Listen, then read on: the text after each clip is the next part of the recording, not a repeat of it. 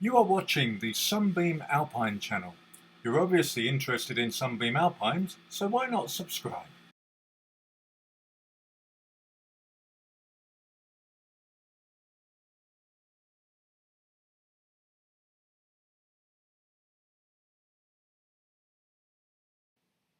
This channel can be watched on most televisions, iPads, computers or smartphones. Pause the video if you need to check any details. This video features former Roots student apprentice Chris Barker. He is an Alpine expert. Chris is the author of the Essential Buyer's Guide to the Sunbeam Alpine. If you're looking to buy an Alpine, we would strongly urge you to buy this book and read it cover to cover. Profits from the sale of this book go to the Roots Archive Centre Charitable Trust. Hi, my name is Chris Barker. I've been involved with Roots vehicles for 50 years. I've had my Alpine since 1973. More recently, I've published a little book. Now, if you're buying a classic car that's at least 50 and maybe 60 years old, you're taking a gamble. And this little book can help you improve your odds. But I want to go through some of the things that are in the book, what it looks like, what to look for. Before we look at the Alpine, let's look at the rivals that there were in 1959. Usually they had removable side screens, often no door locks, sometimes no door handles, drum brakes, weather protection was basic, and soft tops were often removable and usually leaky. And then Roots unveiled the Alpine. This car had front disc brakes, door handles and locks, a fitted soft top that actually kept the weather out and then stowed away neatly under metal covers.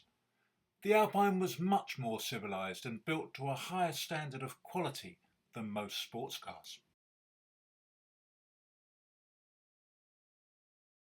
The Series 1 was launched to the press at Cannes in July 1959. It was extremely well equipped for a 1950s sports car with wind-up windows and front disc brakes. The Series 1 is unique amongst Alpines in having see-through plastic quarter lights in the soft top, but many have now been changed for later versions. The car had a 1494cc four-cylinder engine with twin Zenith carburetors. The Kenneth Howes teardrop design incorporated finned rear wings, which were popular at the time, especially in America, which was a key target destination for the Alpine. A total of 11,904 Series 1s were made between June 1959 and January 1960. This car features the optional cigar lighter, clock and ammeter, the horn rings not yet been fitted. Note how thick the seat backs are on the Series 1. Thickness was reduced to increase legroom when they went to Series 2.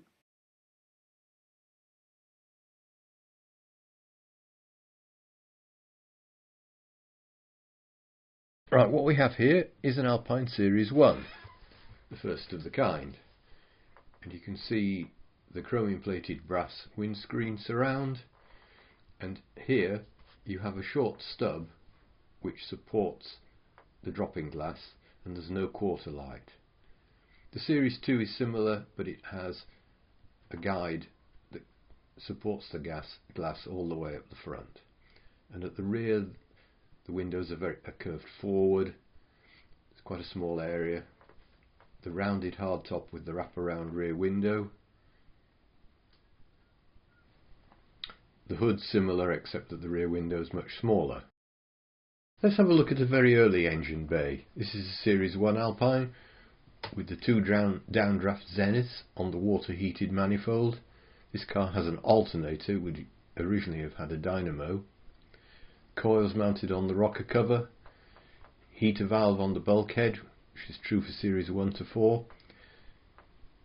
Alpine script on the side, and a useful label on the scuttle.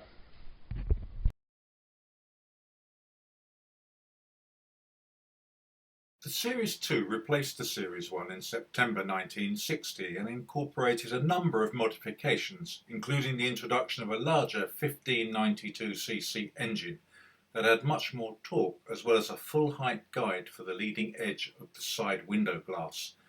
The Series 2 was a sensible development of the Series 1, incorporating numerous minor changes following feedback from dealers and owners. The Series 2 improved the seating position and reduced water leaks. Factory-built Series 2s were manufactured between September 1960 and February 1963. A total of 19,956 Series 2s were made, more than any other series. Both the Series 1 and the Series 2 Alpine had the traditional Sunbeam Roots Group badge displayed on the bonnet. Here you can see the thinner Series 2 seat backs.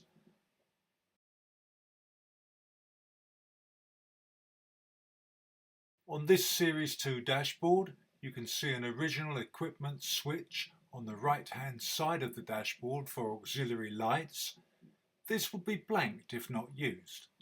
There is a cubby box light, no clock this time, and the overdrive switch is different from the one fitted to Series 1 cars.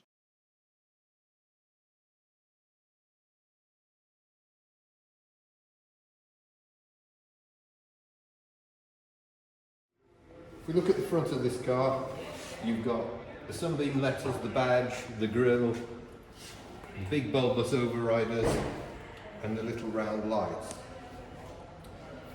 All Series 1s, 2 and 3s look like that at the front. Let's move to the back.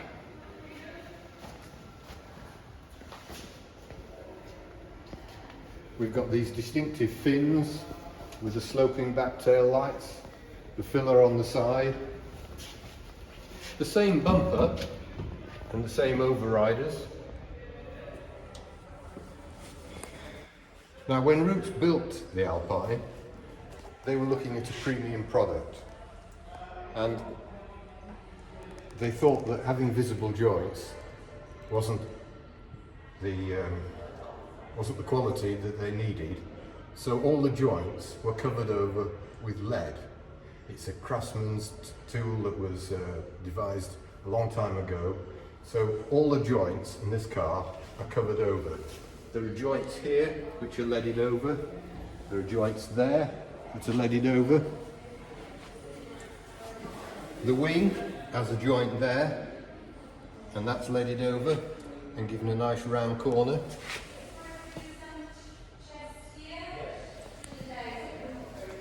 There's another joint here which is covered over and given nice round corners. And all Alpines actually have a joint across there and you don't see that. And then round at the front, all Alpines have a joint here which is covered in lead. Here's the Series 2. You can see the chromium guide that supports the front of the glass and the same cast brass chromium plated windscreens as the earlier cars, the small side windows and the rather hemmed in hood with a small rear window. And that changed for Series 3. At the rear of the car we've got the distinctive fins and the sloping tail lights. They were common to Series 1, 2 and 3. We still have the big bulbous overriders, and then on the other side we have the fuel filler.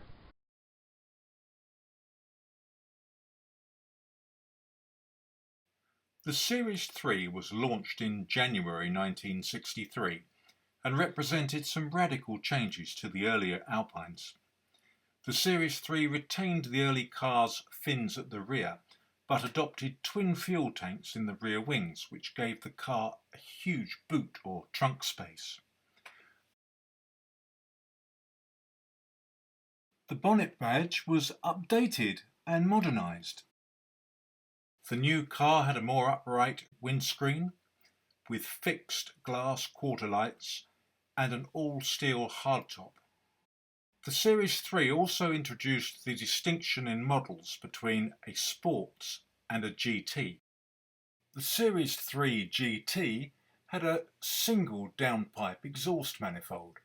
The Sports was a twin fabricated one.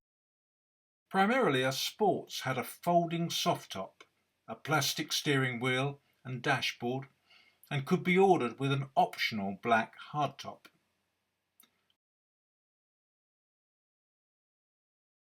The GT had more space in the back, a wood veneered dashboard, wooden steering wheel, and a body-coloured hardtop. Crucially, the GT had no soft top, which was rather limiting in countries like the UK. Many GTs have subsequently been fitted with folding or removable soft tops. The Series 3 had a number of features unique in Alpines, including certain rare metallic paint finishes and an overdrive warning light. Series 3 gearboxes are all close ratio, and they all have a long-legged 3.89 differential. Factory-built Series 3s were made between January 1963 and October 1963. A total of 5,863 Series 3s were made, making this the rarest of the Series Alpines.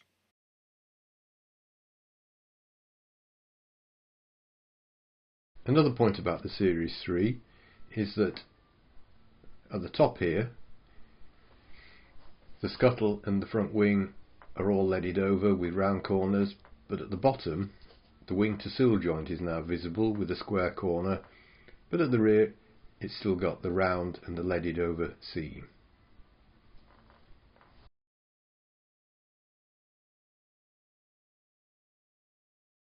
Here's an Alpine Series 3.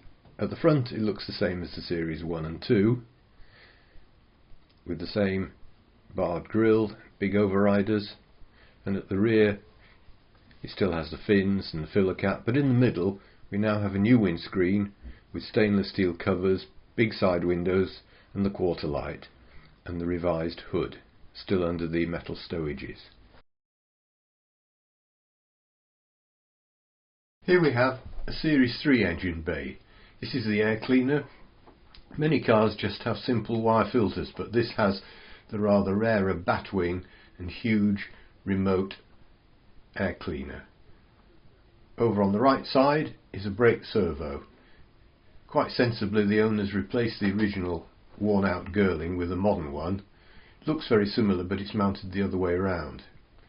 An old type oil filter, still fitted to the Series 3, and over here the brake master cylinder and the overdrive relay, which is unique to the Series 3, 4 and 5. We still have a dynamo and a regulator box and very simple fuses. Very few fuses on an Alpine. Plastic water bottle was standard.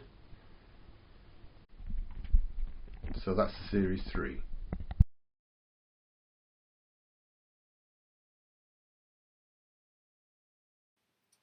The Series 4 was introduced in November 1963. The most notable change from the Series 3 was the change in the rear fins, the introduction of a flip-top filler cap, and the single bar front grille. The Series 4 was the only Alpine available with an automatic gearbox option. There had been several Series 3 prototypes for the automatic prior to the launch of the Series 4. The introduction of the Series 4 saw significant changes to the front suspension setup. The Series 4 also did away with the bonnet badge completely. Alpines were made in 5 main series, but the Series 4 was actually made in 2 sub-series. The original one, with chassis number B940 from November 63 right through to July 64, almost 8,000 of those were made, and they were very much like the Series 3 but with the external changes to the fins at the back. The Series 4A looked virtually the same as the Series 4. The only significant change really was the adoption of the all synchromesh gearbox, replacing the earlier gearbox which didn't have synchromesh on first. You can tell this easily because reverse is right and back on the new gearbox and left and back on the original gearbox. There were other minor changes happening all the way through the production of the Series 4. Almost 4,500 Series 4As were made until production ended in August '65.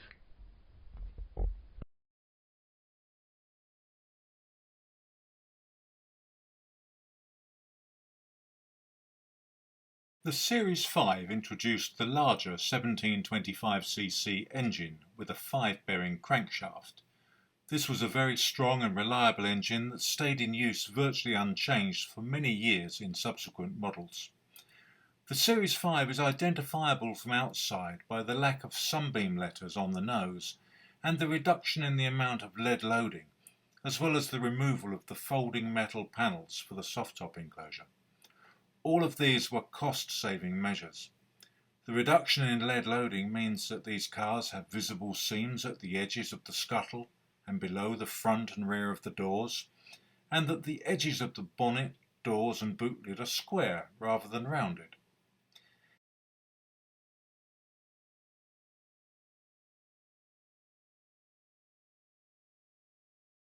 In fact, a number of early Series 5s have square corner bonnet and doors, but a round cornered boot lid.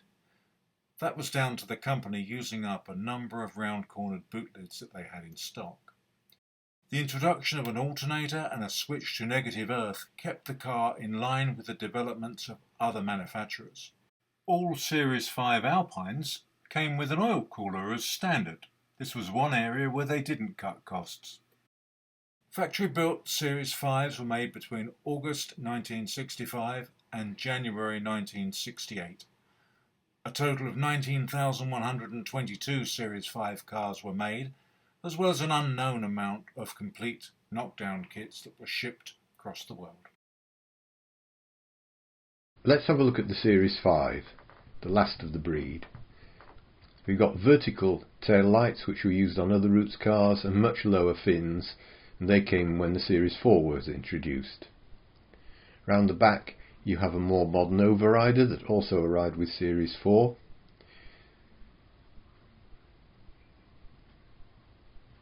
More seams are visible, the one at the back of the sill and a square corner to the door now. You've got the exposed seam at the front and square corner. The scuttle to the wing joint is now visible, but at the front the joint between the wing and the cross panel is leaded over. You've got a completely different air intake for Series 4 and 5 with a strip across the bottom. The area inside the air intake was painted black. You've got more modern side lights with separate indicators. The overriders with the rubber tip, a central badge, Series 4 and 5. 4 had the letters but Series 5 doesn't, and neither Series 4 or Series 5 has the bonnet badge. Some more detail on the Series 5, a visible join between the wing and the scuttle, and then the Series 3, 4 and 5 all had this sort of windscreen with a quarter light. Windscreen frame is mild steel covered with stainless steel trims, and then the side windows are much larger than on the earlier cars. Look for corrosion evident by bulging where the stainless steel trims join. Right, whenever you look for an Alpine, you're really looking initially for one thing, and that's rust. But before you get into detail, just stand back and look at the car and have a look at the fit of the doors and then see how well they open and close. This car's very good, I might add. If the car has been badly restored or not restored at all, you might find the bottom of the door sticks out and the gaps are very poor. This one's good though. Now rust occurs under the rear wing, where the rear wheel arch inner and outer join, at the bottom of the rear wing, and all along the sill. And the sill is actually in three pieces. There's an inner sill, a middle one, and then the outer curved one that you see. and all the seals go higher up than the bottom of the door to this point here. Now this red trim should not have a rubber seal on it. If it has a rubber seal on it, it'll push the bottom of the door out. The door seal is actually in a channel welded to the bottom of the inside of the door. That's how it should be, and that's how it shuts. Further forward, more rust at the bottom of the front wing, where the inner front wheel arch joins the outer part of the front wing. Get rust down there, and where mud gets thrown up behind the headlamp, there, the lower rear valance can rust. Basically, if it's under knee height, it'll rust, and that includes the footwells and the floor pans. These pictures show rust in the typical spots that Chris describes, and you can see how seriously the car can be damaged when the rust is allowed to get out of control. This is one of the reasons that we recommend properly draining the body shell and the chassis of an Alpine, as it didn't come with drainage to the shell as standard. The lack of drainage leads to water lying in various rust traps throughout the car. So if you're looking to buy an Alpine, make sure that you check these areas carefully and thoroughly.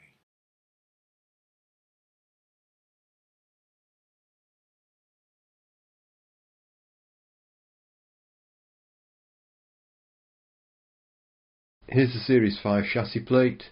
B395 means it's a Series 5, and then it's the 14,491st car built as a GT with overdrive, home market roadster, colour 100.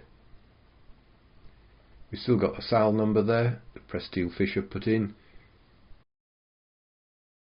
Here you can see the difference between the rather fancy GT door trim and the somewhat plainer sports door trim.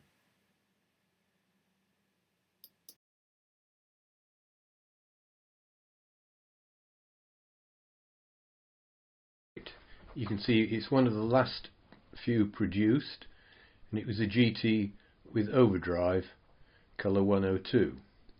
The last few Alpines made were different from the earlier ones in a number of ways. The most obvious being these inverted teardrop headlamp surrounds. Originally these would have been painted body colour, but on this car they have been chromed. If we go around to the passenger side of the car, it's always the passenger side, you find a little bit of Chrysler corporate bling in this plastic pentastar. And then, round the back of the Series 5, the last ones, you find that you have two number plate illumination lights on the bumper to meet the lighting regulations, instead of a single one in the middle that all the earlier cars have. Right, here's a Series 5 with some modifications in the engine bay. The most obvious one is this twin choke downdraft Weber on a manifold developed by a club member in place of the Strombergs, and that's connected to a remote air cleaner with an intake down where cold air can come in. Aluminium radiator with twin fans on the rear. You can put a fan on the front of the radiator, it makes accessibility better. Here's a modern servo in place of the Girling original. It's a good safety move. Throwaway oil filter, and this car has a slightly different clutch master cylinder. Sometimes the originals are difficult to get.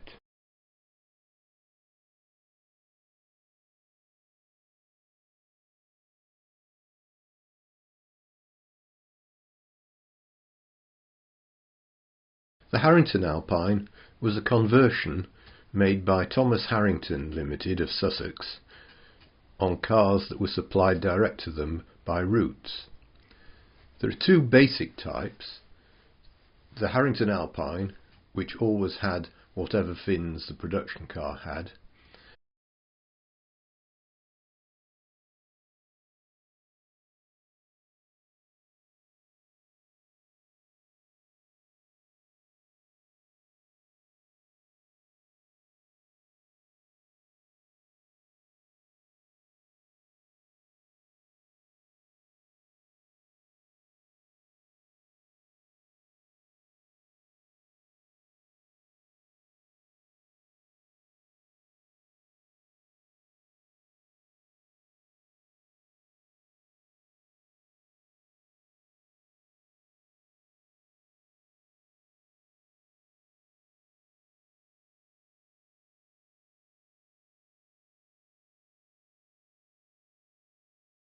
and the Harrington Le Mans, which was more expensive and never had fins and usually had a tuned up engine, possibly from Hartwell.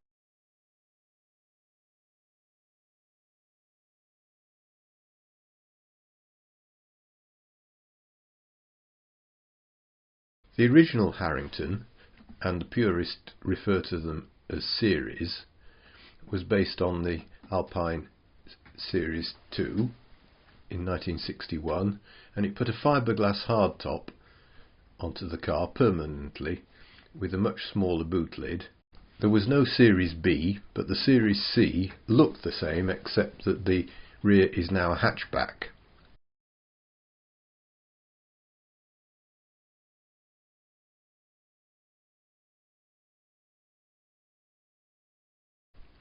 And then the Series D was based on the Series 3 and very rarely the Series 4, with the changes in the side window design. The rarity and high build quality of all of the Harringtons makes them the most valuable and usually the most expensive of all the series Alpines. Harrington Alpines were literally coach-built vehicles and were usually trimmed to a very high standard, with top quality materials used throughout. If you're planning on buying any type of Alpine, join the Owners Club. The expertise available there is invaluable, and you will always see the best cars being sold through the Owners Club. Subscribe to this channel so that we can notify you every time we publish a new video on Alpines, and buy the essential buyer's guide for Sunbeam Alpines.